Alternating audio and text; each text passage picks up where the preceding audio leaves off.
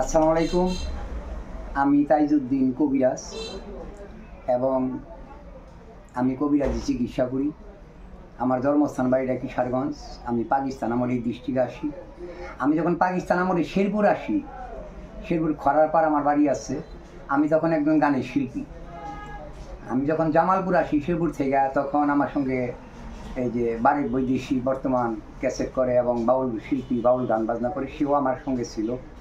এবং দুরমুড়ের সুরাব বয়েতি, সেও আমার লগে ছিল। তার বাড়ি শেরপুর, সে মারা গেছে। আমি আগে গান বাজনা করতাম, এখন বর্তমান দেখা যায় আমার বয়স হয়ে গেছে গা, দাঁত পড়ে গেছে, কণ্ঠটাও নষ্ট হয়ে গেছে গা। মাঝে মাঝে আমি দুই একটা গান বাজনা করি আর কি। কিন্তু আমি টিকটক, ইউটিউব পেজ, ফেসবুকে আমার মনে ভালো লাগে, এই জন্য আর কি আমি কয়েকটা ভিডিও ছাড়ি অন্য শিল্পীর গান দিয়ে আর কি। মাঝে মাঝে মনটাই চাই যে আমার একটা নিজের কণ্ঠ দিয়া একটা গান গাইয়া আমি মোবাইলে ছাড়ি। কিন্তু অনেক লোকে মনে করতে পারেন যে একজন বুড়া মানুষ, হ্যাঁ, আবার কবিরাজি করে, আবার গান বাজনা করে।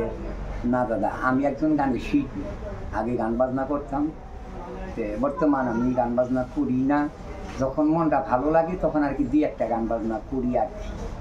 যদি আমার কথাতে আপনাদের ভালো লাগে, আপনাদের কাছে আমার সবার কাছে অনুরোধ থাকবে, বেশি বেশি করে শেয়ার করবেন, বেশি বেশি ফলো করবেন। আসসালামু আলাইকুম। তাইজউদ্দিন কবিরাজ।